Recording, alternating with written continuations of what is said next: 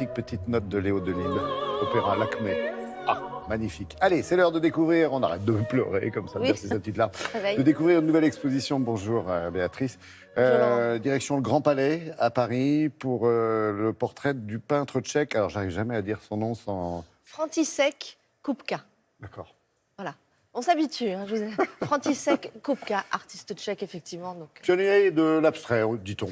On peut dire ça, pionnier de l'abstrait en France. C'est vrai qu'on attribue souvent l'abstraction à un peintre comme Kandinsky ou encore Mondrian. Et Kupka, on a tendance à l'oublier. C'est vrai qu'à l'époque, c'était un peintre qui n'était pas avec les autres. Il était un petit peu en marge. Il a vécu à Paris et il s'est éloigné. Il est allé en région parisienne. Il a un peu fui tout ce marché de l'art. Donc c'est peut-être pour ça qu'on le connaît moins bien que les autres. Mais c'était lui qui, à Paris, au début, quand même, a introduit un petit peu l'abstraction. Parce que Kandinsky, à l'époque, était à Munich.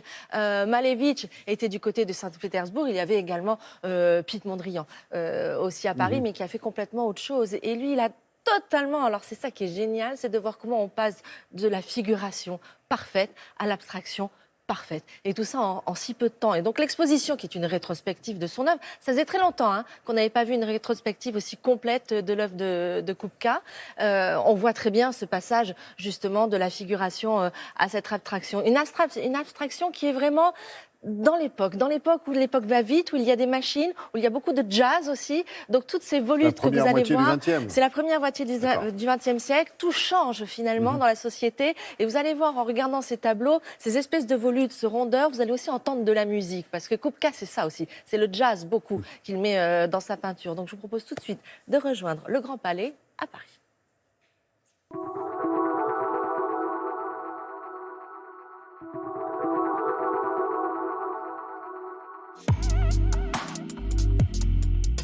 Kupka s'installe à Paris en 1896.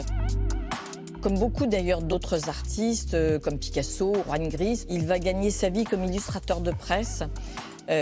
Vous savez qu'au début du siècle, il y avait des centaines de revues satiriques à Paris.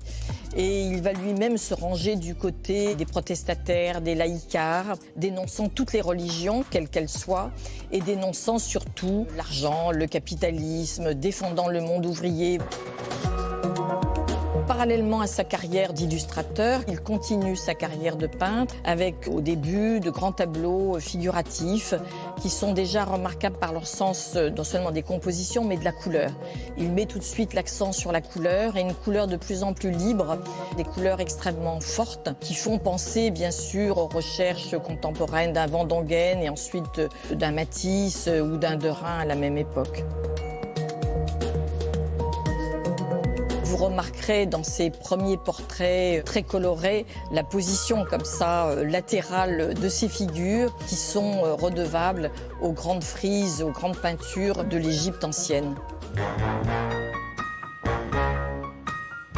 Le parcours de l'exposition montre bien le passage de la figuration à l'abstraction chez Kupka, où petit à petit, sans doute sous l'influence aussi de la peinture cubiste, il décante en fait ses formes par des aplats géométriques et il capte aussi le mouvement.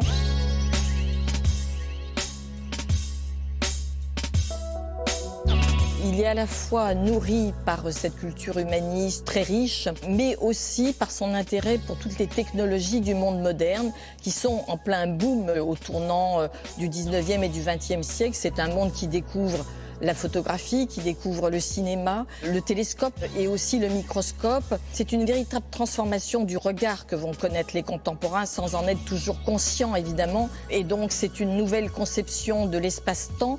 Et Kupka, comme son ami Marcel Duchamp, va être très féru de toutes ces révélations d'un monde autre qui n'existait pas avant le début du XXe siècle et il va vouloir le transcrire dans sa peinture. C'est entre 1909 et 1912 que s'impose chez lui ce vocabulaire abstrait de circulaire et de vertical qui ne relève pas d'une géométrie sèche et absurde, mais qui, au contraire, relève d'une forme symbolique et d'une vision du monde cosmique. Voilà, actu, j'allais dire picturale très chargée la semaine prochaine, on vous verra beaucoup, Béatrice. Comme chaque année, à la même époque, au mois de mars, c'est toute la rentrée, toutes les expos de printemps et d'été qui ouvrent à Paris, entre autres. Donc plein d'expositions dont vous nous parlerez. Oui, on va regarder. C'est beau ça. Guernica, Delacroix, il y aura aussi Chagall et les avant-gardes russes. Il y aura le canal de Suez. Enfin voilà, la saison est riche et ce n'est pas fini. Ça ne fait que commencer. Merci Béatrice.